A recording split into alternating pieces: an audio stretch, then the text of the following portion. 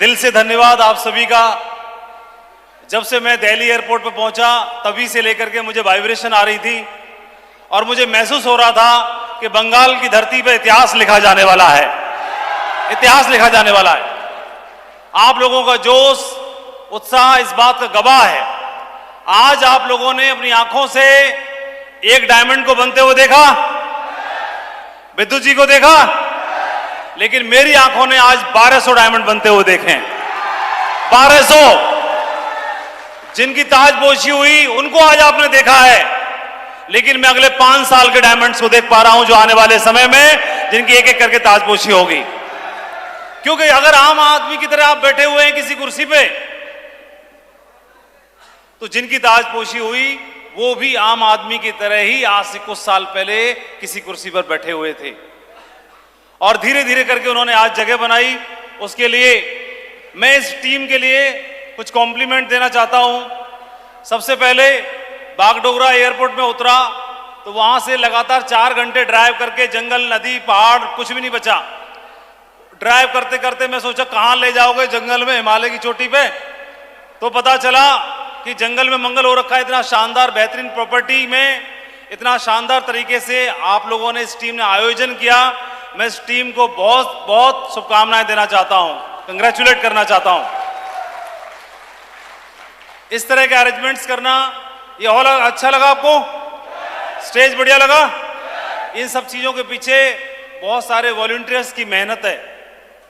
कई सारे लोग कल रात से काम कर रहे हैं, कई सारे लोग पिछले 2 रातों से काम कर रहे हैं, कई सारे लोग हैं जो पिछले 1 सप्ताह से लगे हुए हैं, और आज के दिन के लिए कोई था जो पिछले 5 साल से लगा हुआ था। 5 साल से लगा हुआ था आज का दिन लाने के लिए। किसी को 2 दिन लगा, किसी को 4 दिन लगा। एक मोमेंट जिंदगी में, ये जो मोमेंट होता है कुछ पलों का, कुछ मिनटों का, जिंदगी में सबसे महत्वपूर्ण होता है। ओलंपियन जो व्यक्ति रहता है, ओलंपिक का मेडल जीतने के लिए उसे 2 सेकंड मिलते हैं केवल, लेकिन 2 सेकंड के लिए पूरी जिंदगी लगा देता है। और वही आदमी का जीवन सफल माना जाता है कि अगर वो जिंदगी में खास लम्हे होते हैं, उन खास लम्हों को अगर वो हासिल कर लेता है तो जीवन आदमी का साकार हो जाता है। और आज विद्युत जी ने ऐसा करके दिखाया। सबसे पहले इस टीम को बहुत बहुत बधाई। इस टीम ने, जहां से बीके पांडे जी ने टीम को संभाला, निमाई मंडल जी और भी अमित गजमेर जी की टीम, पूरी बंगाल की टीम ने शुरुआत से डे 1 से शानदार रिजल्ट देकर के दिखाए हैं। Most ethical team, most humble team, most system को फॉलो करने वाली टीम। मैं अगर ऐसा कह सकता हूं कि 100 में से 100 मार्क्स देने हों किसी टीम को, तो मैं इस टीम को देना चाहूंगा 100 out of 100, 100 out of 100। Great, proud of you. मैं आज यहां पर आप लोग दिखाई दे रहे हैं, तो टीम इतनी बड़ी नहीं है, टीम इससे भी कई गुना ज्यादा बड़ी है, लेकिन इन सब के पीछे बहुत सारे लोगों की दुआएं हैं, बहुत सारे लोगों की ब्लेसिंग्स हैं, बहुत सारे लोगों की मेहनत है और बहुत सारे लोगों की प्रार्थना है। मैं आपको यही बात बोलना चाहता हूं कि धीरे धीरे करके हम जिंदगी के जहां भी जिस शिखर पर पहुंचना चाहते हैं, इसी तरह का एक होटल था, रेस्टोरेंट था, ढाबा था, वहां पर बहुत भीड़ लगती थी खाने के लिए। एक लड़का नजर बचा करके खाना खाने के लिए उसमें घुस जाता, उस पर पैसे होते नहीं थे, बिना बिल चुकाए खाना खा के भीड़ में का हिस्सा बनकर के डेली भाग जाता।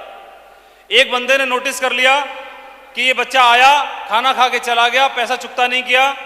उसने होटल के मालिक को फोन कर दिया, बता दिया कि ये लड़का आता है, चुपके से खाना खा के जाता है और डेली का नियम है। तो रेस्टोरेंट का मालिक मुस्कुराया और बोला कि मुझे मालूम है भाई साहब, आप खाना खाओ, क्योंकि बाहर अगले दिन फिर वो लड़का आने की तलाश में था, भीड़ बढ़ने का इंतजार कर रहा था। शीशे के पार देखा तो बाहर खड़ा होकर के वो भगवान से प्रार्थना कर रहा था, हे भगवान, कब इस रेस्टोरेंट के अंदर भीड़ बढ़े तो इस भीड़ का हिस्सा बन करके मैं खाना खा के आ जाऊं। तो मेरे रेस्टोरेंट में आज भीड़ है, उस भीड़ के पीछे कई सारे लोगों की दुआएं हैं। और वो लड़का दुआ करता था कि कब मालिक के रेस्टोरेंट में भीड़ बढ़े ताकि मैं खाना खा जाऊं। हम जिंदगी में जहां भी हैं, जो भी हैं, जैसे भी हैं, आप जो भी हैं, आप महीने में 5,000 रुपए कमाते हैं, आप 5,000 से ज्यादा कमाते हैं, आप टी गार्डन में नौकरी करते हैं, आप खुद का काम करते हैं, सरकारी नौकरी करते हैं, प्राइवेट नौकरी करते हैं, मजदूरी करते हैं, मालिक हैं, जो भी हैं, आप महीने का लाख रुपए कमाते हैं, 5 लाख कमाते हैं, जहां भी पहुंचे, पहले तो ऊपर वाले का जितना भी शुक्रिया अदा किया जाए उतना कम है। हाँ, उसने एक आदमी का जन्म दे दिया, ह्यूमन बीइंग बना करके हमें भेजा, जहां से हम बहुत कुछ करके आने वाले समय के लिए अपने लिए बहुत कुछ हासिल कर सकते हैं। तो ऊपर वाले के लिए जितना शुक्रिया अदा किया जाए उतना कम है। और आज के दिन के लिए मैं धन्यवाद देना चाहूँगा। कल आया मैं तो मुझे एहसास नहीं था कि इस शानदार टीम इस तरह से स्वागत करेगी। टीम को बहुत बहुत धन्यवाद।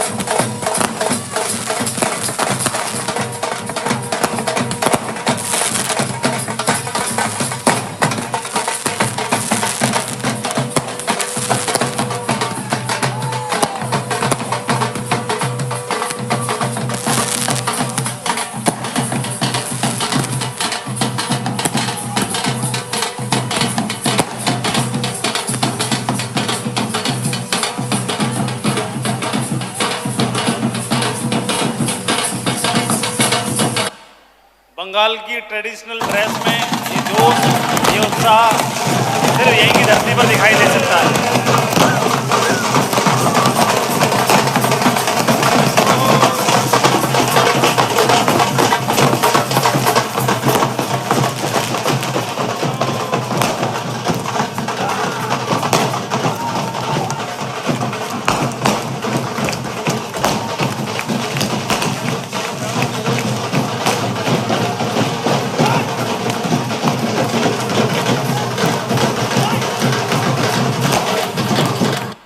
आप लोगों के प्यार के लिए जितना भी दिल से धन्यवाद दिया जाए उतना कम है। लेकिन हाँ, मैं ऊपर वाले भगवान से आप सबके लिए प्रार्थना करता हूँ कि आपको बहुत सारी खुशियों का हकदार बनाए, खूब सारी तरक्की मिले आपको, खूब दिन दूनी रात चौगनी आप तरक्की करो, आपके घर में, परिवार में, आपके बच्चों का करियर बने, आपका भी करियर बने, और जीवन में जो कुछ भी आप हासिल करते हैं, उसको हासिल करना चाहते हैं, उसके लिए ईश्वर आपको ताकत दे और उसको अचीव कराने में आपकी मदद करे, हेल्प करे। मैं आप सबके लिए प्रेयर करता हूँ, प्रार्थना करता हूँ। आज विद्युत मंडल जी और उनके परिवार को स्टेज के माध्यम से डायमंड क्लब में आपका स्वागत करते हैं। बहुत बहुत स्वागत आपका, वेलकम टू डायमंड क्लब। इसमें हर आदमी सपना देखता है कि मैं एक दिन डायमंड बनूं और उसका हिस्सा बनूं। विद्युत जी ने न बल्कि डायमंड बनकर अपने परिवार को खुशियां दी, बल्कि इतने सारे लोगों के मन में एक उम्मीद और जगा दी। आज जगा दी ना आप लोगों के। तो एक बीज जब जमीन में जाता है, एक बीज जब जमीन में जाता है और फिर वो वृक्ष बनता है, वृक्ष बन करके फिर उसमें फल लगते हैं, फिर उसमें से बीज निकलते हैं। तो क्या किया, बीज ने अपने आप को साकार किया, अपना जीवन साकार किया, उसका अर्थ सही मायनों में पूरा हुआ। लेकिन अब उसके बाद देखोगे एक बीज में से कई और भी बीज निकल आए। वो बीज फिर मिट्टी में जाएंगे, टैलेंट में चला जाता है, कोई किसी और टैलेंट में चला जाता है, कोई सरकारी नौकरी में सेलेक्ट हो जाता है, कोई आर्मी में भर्ती हो जाता है, कोई पुलिस में सेलेक्ट हो जाता है, कोई टीचर बन जाता है, या कोई क्लास 1 में चला जाता है। तो उस गांव के, उस क्षेत्र के बाकी सारे लोग भी अगले दिन से तैयारी करना शुरू कर देते हैं। ऐसा हो जाता है कि नहीं हो जाता है? उनकी उम्मीदें जग जाती हैं। और आज आपके बीच में से, आपकी जमीन से निकलने के बाद एक आम लड़के ने, आम आदमी ने इस बिजनेस में डायमंड बन के दिखाया, और इनसे प्रोफाइल आपका कहीं ना कहीं ऊपर ही है। तो मुझे लगता है कि आज आपका विश्वास मजबूत हुआ होगा कि अगर विद्युत जी डायमंड बन सकते हैं, अमित मंडल डायमंड बन सकते हैं, निमाई मंडल डायमंड बन सकते हैं, अमित गजमेर डायमंड बन सकते हैं, तो यहां बैठा हुआ एक एक व्यक्ति भी डायमंड जरूर बन सकता है। और ये विश्वास सबसे ज्यादा जरूरी है। मैं निमाई मंडल जी और अमित मंडल जी को बधाई देना चाहता हूं। इन्होंने डायमंड बन के भी ये विश्वास जगाया, और कहीं ना कहीं विद्युत जी को इनसे प्रेरणा मिली। अगर ये नहीं बनते तो शायद उनको प्रेरणा नहीं मिलती, और ये इस टीम को यहाँ तक लाने में इनको क्रेडिट जाता है। निमाई मंडल जी एजुकेशन बैकग्राउंड से थे, most humble, most ethical leader. और कुछ ऐसे लीडर होते हैं जो अपने काम से, अपनी जगह आसमान की बुलंदियों तक लिख देते हैं। निमाई मंडल नाम ऐसा ही है। इनके बारे में शुरुआत में भविष्यवाणी कर दी गई थी। ये डायमंड बाद में बने, भविष्यवाणी पहले ही हो गई थी कि ये बंदा है जो नेटवर्क मार्केटिंग इंडस्ट्री के अंदर इतिहास लिखेगा, इतिहास लिखेगा। और आप लोग लकी हैं कि उनकी टीम से बिलोंग करते हैं, वो आपके संरक्षक हैं, आपके गाइडलाइन में, आपके साथ आप उन्हीं की गाइडलाइन में काम कर रहे हैं। और दो ऐसे और नगीने जिन्होंने बिजनेस के अंदर आप ही के क्षेत्र में डायमंड बन के दिखाया, अमित गजमेर, अमरीश गजमेर, बहुत ही दमदार लीडर, नॉर्थ ईस्ट की टीम को संभालते हैं, बहुत दमदार काम करते हैं। तो इन दोनों के ऊपर भी हमें नाज है, फक्र है। दो ऐसे और सितारे, वीरेंद्र पांडे जी और लाल बहादुर शर्मा जी। दोस्तों, ये तो बिहार से दिल्ली चले गए, लेकिन ये गांव में ही थे, ये दिल्ली न जा पाए, दिल्ली के पास ही थे। बहुत ही निर्धन, बहुत ही गरीब बैकग्राउंड, और ये भी डॉक्टर हैं, तो कोई एमबीबीएस वाले नहीं थे। आप कौन से वाले थे? होम्योपैथी वाले थे, हल्के वाले थे, रहे होंगे थोड़े तो। लेकिन हल्के वाले डॉक्टर साहब दिल्ली पहुंच गए, वहां प्रैक्टिस करते थे, अपना घर परिवार चला रहे थे, सर्वाइवल की व्यवस्था कर ली थी। लेकिन बिजनेस मिला, और बिजनेस में देखिए आज इतना बड़ा इतिहास लिख दिया, इतने सारे लोगों को विश्वास दिलाने का काम किया, बहुत शानदार जीवन बना दिया। और दो ऐसे नगीने जिन्होंने नेटवर्क मार्केटिंग इंडस्ट्री में इतिहास लिख के दिखा दिया, इतिहास लिख दिया। जसवीर सिंह, विजयपाल सिंह एक ही क्षेत्र में हैं, आगरा के पास, मथुरा क्षेत्र के पास में एक छोटा सा कस्बा है मथुरा, वृंदावन से 25-30 किलोमीटर की दूरी पर। और उसी क्षेत्र में, ब्रिज क्षेत्र में आते हैं, और वहां से आने के बाद जसवीर जी ने उस गांव से मथुरा तक की दूरी तय की, और मथुरा से आज दिल्ली एनसीआर में, नोएडा में 8 करोड़ रुपए के घर में रहते हैं।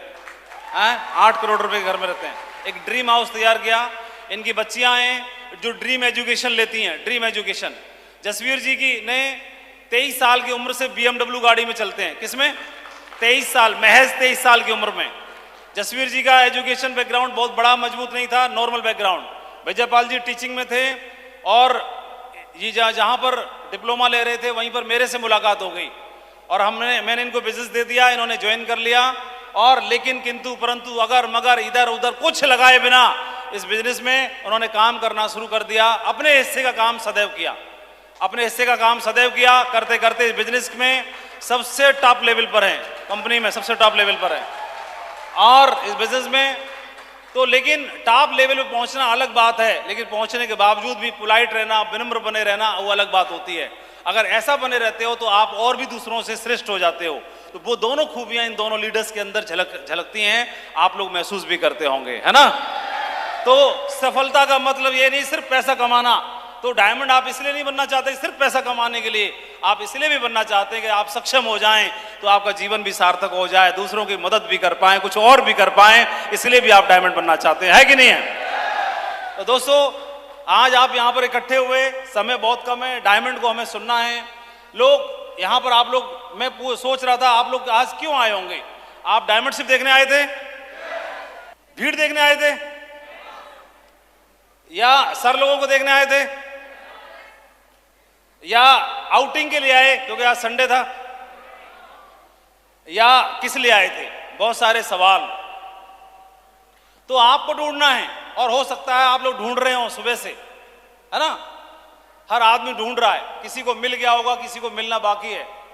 लेकिन जिस दिन मिल जाएगा उसी दिन आपकी झोली में डायमंड शिप तो उसी दिन अचीव हो जाएगी, बाकी तो प्रोसेस रह जाती है। जिस दिन अचीव हो जाती है। तो वाह, यहां पर हम क्यों एकत्रित हुए हैं? एकत्रित क्यों हुए? सब लोग यहां पर आए। विद्युत जी तो आपके रिश्तेदार नहीं है, तो इनकी डायमंड शिप क्यों देखने के लिए आप आए? आदमी अपने घर में, परिवार में, फैमिली में, शादी में नहीं जा पाता सब जगह पर, लेकिन इतनी दूरी पर ट्रेवल करके आप यहां तक आए, तो कोई ना कोई बात है जो आपको यहां खींच के लेके आई है। सिर्फ विद्युत जी की डायमंड शिप आपको खींच के नहीं लेके आई, कोई ना कोई बात है जो आपको खींच के लेके आई है, क्योंकि विद्युत जी की डायमंड शिप के बहाने आप अपनी डायमंड शिप ढूंढने के लिए आए हैं, अपनी डायमंड शिप देखने के लिए आए। यही एक कारण है, यही एक बात है जो आपको यहां तक खींच के लेके आई है। मुझे ऐसे लगता है, मुझे ऐसे लगता है। क्या मैं सही हूं? कितने लोग बोलते हैं बिल्कुल सही पकड़ लिया, ग्रेट। तो हम यहां पर क्यों आए हैं? तो मैं एक छोटी सी बात से अपनी मैसेज आप तक पहुंचाना चाहूंगा। ईश्वर का जिस रूप में आप मानते हैं, जिस धर्म से आप हैं, उसी धर्म में आप मानते हैं। उस ऊपर वाले का जितना भी शुक्रिया अदा किया जाए, क्योंकि उसने हमें ह्यूमन बीइंग बनाया, आदमी बनाया, और जो कि सबसे श्रेष्ठ है। लेकिन आदमी के लिए मूलभूत चीजें कुछ हैं, उसके जीवन के कुछ मूल आधार स्तंभ हैं, और ये इस पृथ्वी ग्रह पर 700 करोड़ लोग हैं। 700 करोड़ लोगों के ऊपर ये लागू होता है, 700 करोड़ लोगों के ऊपर भी बात लागू होती है। क्या हम जहां पर हैं, हमें प्रत्येक आदमी को सबसे पहले उसे बेसिक नीड्स पूरी करने के लिए जरूरत रहती है। बेसिक नीड्स, उसके आधार स्तंभ क्या है? सबसे पहले उसे रोटी, कपड़ा और मकान चाहिए, छाया चाहिए, सर पे वस्त्र चाहिए, कपड़े चाहिए, और पेट में खाना चाहिए, सबसे जरूरी है। उसे ज्ञान नहीं चाहिए, उसे भक्ति नहीं चाहिए, उसे कुछ नहीं चाहिए, पेट में भोजन चाहिए, तन ढकने के लिए कपड़ा चाहिए, और सर पे छाया चाहिए। चाहिए कि नहीं चाहिए? ये सबसे जरूरी है, ये सबसे जरूरी है। दुनिया में कोई भी काम होने से पहले सबसे पहले यही जरूरी है, और आदमी इसकी तलाश करता है, इसकी तलाश करता है।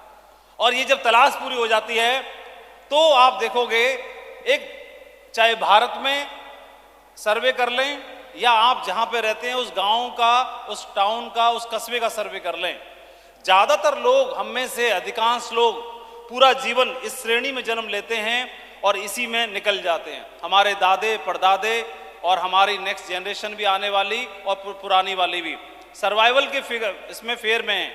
रोटी, कपड़ा, मकान, व्यवस्था करो घर का खर्चा चलाने की, परिवार का खर्चा चलाने की, बच्चों को पढ़ाने की, ये सब बेसिक नीड्स हैं। और आदमी इसमें जितना कमाता है सब कम पड़ जाता है, जितना कमाता है सब कम पड़ जाता है। जो 10,000 रुपये महीना कमा रहा है उसके लिए भी कम पड़ जाता है, और जो 20,000 रुपये कमा रहा है उसको भी कम पड़ जाता है, और जो 50,000 रुपये कमा रहा है उसको भी कम पड़ जाता है। पड़ता है कि नहीं पड़ता है?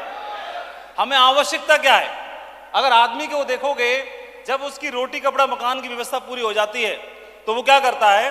उन सारी चीजों को वो सिक्योर करना चाहता है।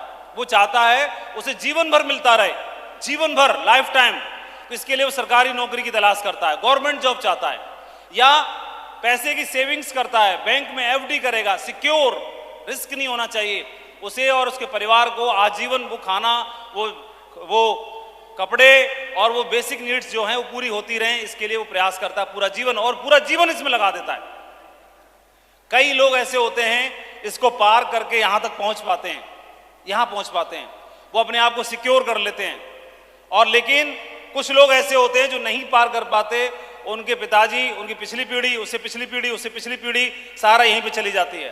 कुछ लोग होते हैं बहुत एम्बिशियस हैं, जीवन में कुछ और तरक्की करके इसको पार करके फिर नेक्स्ट लेवल पे जाते हैं, और यहाँ पर वो सामाजिक अपना रुतबा बनाते हैं, सम्मान कमाते हैं, प्यार कमाते हैं, लोगों की दुआएं कमाते हैं, और लोगों तक अपनी पहचान बनाते हैं, यहाँ पहुँच सकते हैं। और जो लोग यहाँ पर पहुँचते हैं, इसके बाद उसे आवश्यकता रहती है सेल्फ एस्टीम की। वह अपने आप को प्रतिष्ठित करना चाहता है, प्रतिष्ठित व्यक्ति के रूप में अपने आप को समाज में स्टैब्लिश करना चाहता है। वो यहाँ पहुँचता है, और जब वो यह यहाँ पहुँचने के बाद में नेक्स्ट लेवल आता है एनलाइटमेंट का, सेल्फ एक्चुअलाइजेशन का, और वो अध्यात्म के द्वारा ही संभव हो सकता है, और यानी मानव से महामानव बनने का। इस दुनिया में, इस पृथ्वी पर बहुत लोग आए, मानव बन के और महामानव बन के गए। वो आदमी के जन्म का सर्वोच्च और श्रेष्ठ लेवल होता है ये सेल्फ एक्चुअलाइजेशन, न कि रोटी, कपड़ा और मकान। लेकिन यहां तक पहुंचने के लिए, बुद्ध बनने के लिए भी तो रोटी, कपड़ा, मकान चाहिए। वो एनलाइटमेंट तो तभी आएगा। बुद्ध ने, आपने सुना होगा कि जब वो घर छोड़ के निकल गए तो जंगल में उन्होंने अपने आप को इतना तपाया, इतना तपाया, इतना तपाया कि सिर्फ मौत के बॉर्डर पे थे, मौत के बॉर्डर पे पहुंच गए थे। मतलब उन्होंने कुछ खाना पीना सब कुछ त्याग दिया, इतना कष्ट दिया अपने आप को, लेकिन उससे भी एनलाइटमेंट नहीं हुआ। तो आप देखेंगे सबसे आदमी की सबसे मूलभूत आवश्यकता ये है। और हम ज्यादातर लोग कहाँ हैं? या तो यहाँ हैं और यहाँ हैं। हम में से देखेंगे रोटी, कपड़ा और मकान के फेयर में है, और किसी को जॉब लग गई तो हमारे लाइफ के लिए खर्चे पाने की व्यवस्था हो गई, उसमें हम खुश हो गए। लेकिन मैं आपसे एक प्रश्न करना चाहता हूं कि रोटी, कपड़ा और मकान यानी सर्वाइवल की व्यवस्था होने के बाद में क्या यही जीवन का लक्ष्य हो सकता है हमारा, या जीवन का लक्ष्य कुछ और है? जीवन का लक्ष्य तो कुछ और है, लाइफ टाइम जो गोल है वो कुछ और हो सकता है या और होता है। लेकिन हम रोटी, कपड़ा और मकान और सर्वाइवल की व्यवस्था होने के बाद उसी में लग जाते हैं। और हर व्यक्ति के पास सपना है, वह नेक्स्ट लेवल पे जाना तो चाहता है, लेकिन मेहनत करने के लिए भी तैयार है, लेकिन पूरा करने का उसे रास्ता नहीं मालूम। और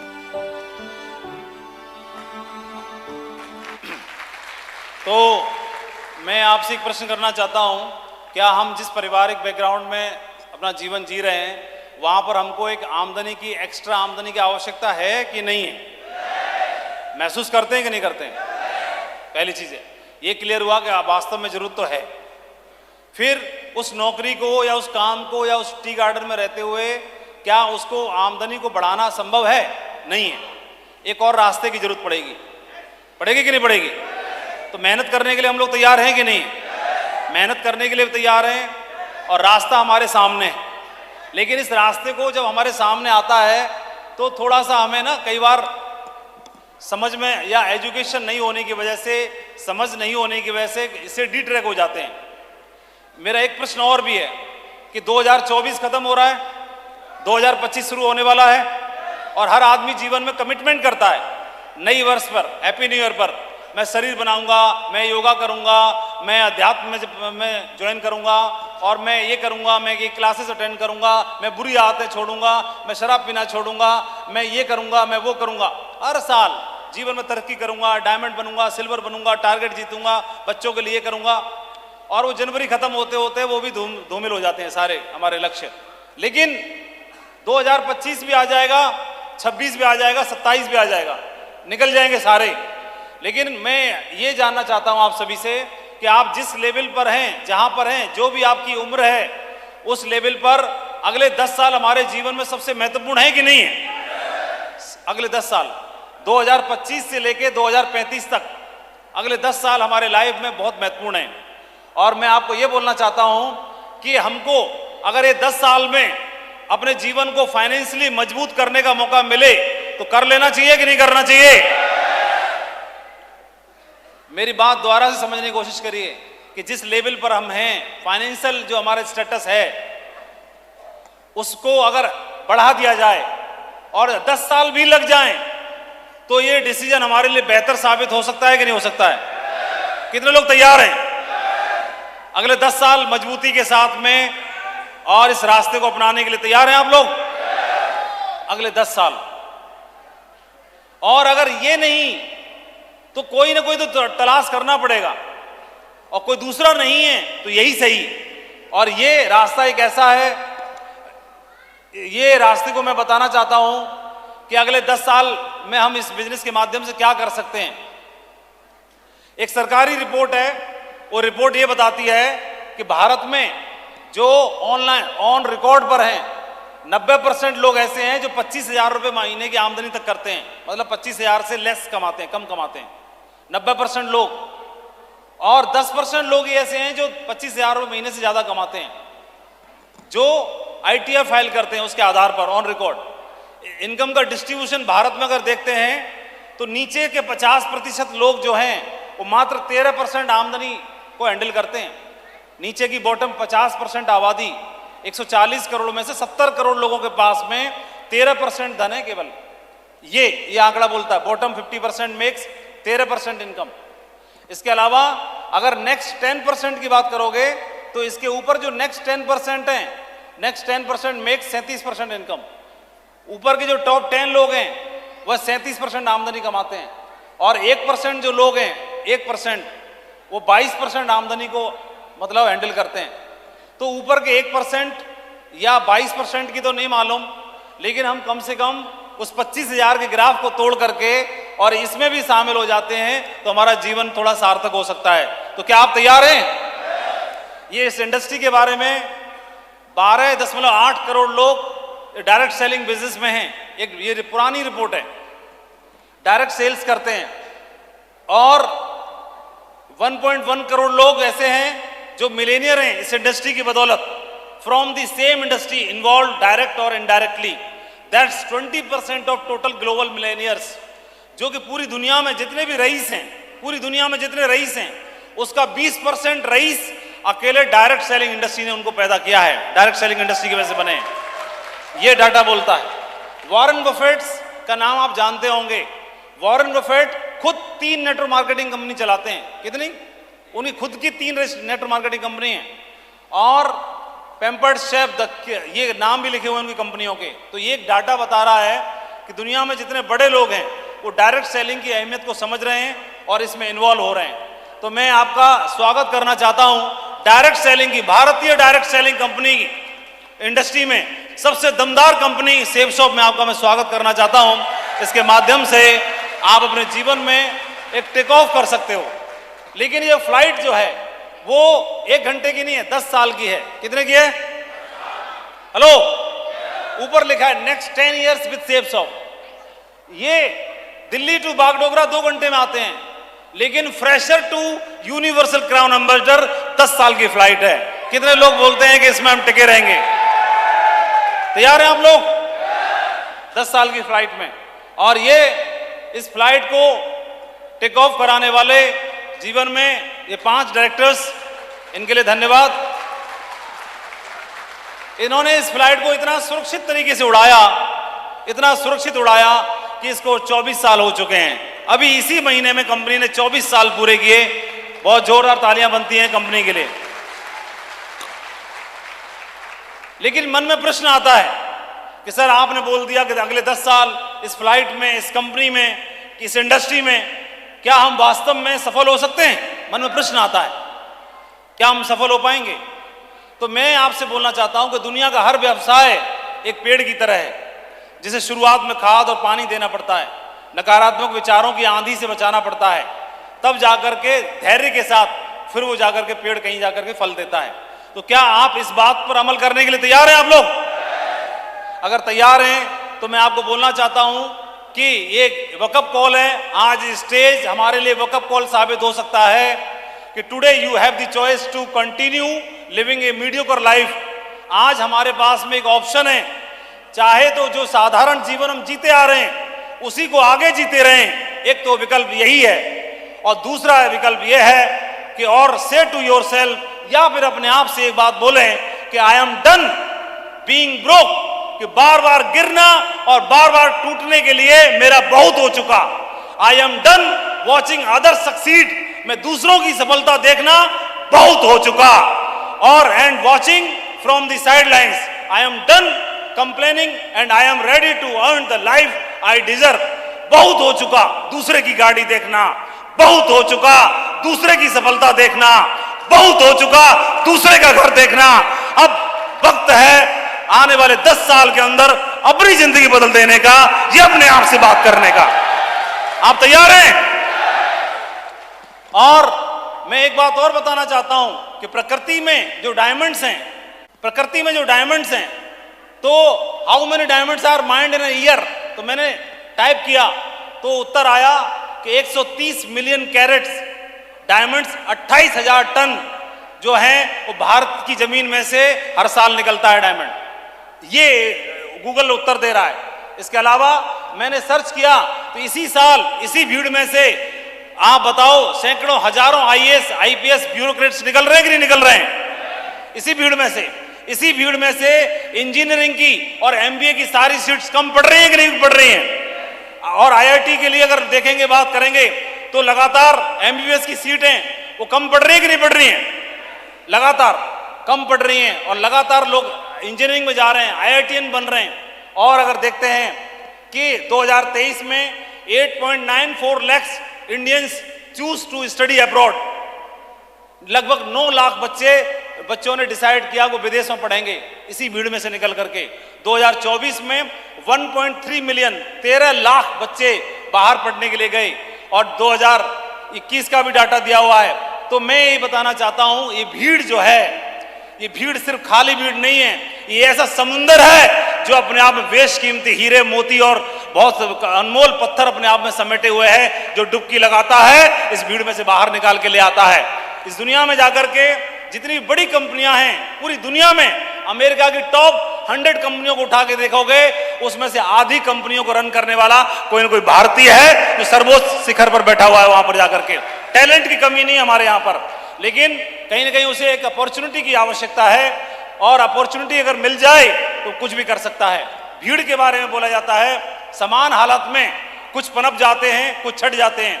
समान परिवेश में कुछ रोशन हो जाते हैं, कुछ बुझ जाते हैं, कुछ बन जाते हैं, कुछ मिट जाते हैं। कुछ हालातों का रोना रोते हैं, कुछ हालातों का सीना चीर कर आगे बढ़ जाते हैं, जबकि सबको समान भोजन, पानी, देखरेख, लाड़ प्यार, शिक्षा, गाइडेंस सबको समान मिला होता है। उसके बावजूद भी तो मैं ये कहना चाहता हूं, बंगाल की धरती है, बंगाल की धरती ने राजनीति का क्षेत्र हो, साहित्य का क्षेत्र हो, संगीत का क्षेत्र हो और स्पोर्ट्स का क्षेत्र हो, विज्ञान का क्षेत्र हो, कोई भी क्षेत्र हो, इस बंगाल की धरती ने सदैव इतिहास लिखा है। बारी है डायरेक्ट सेलिंग इंडस्ट्री की।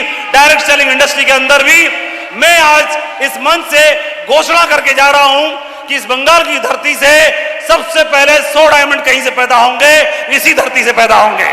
ऐसा मैं बोल के जा रहा हूं।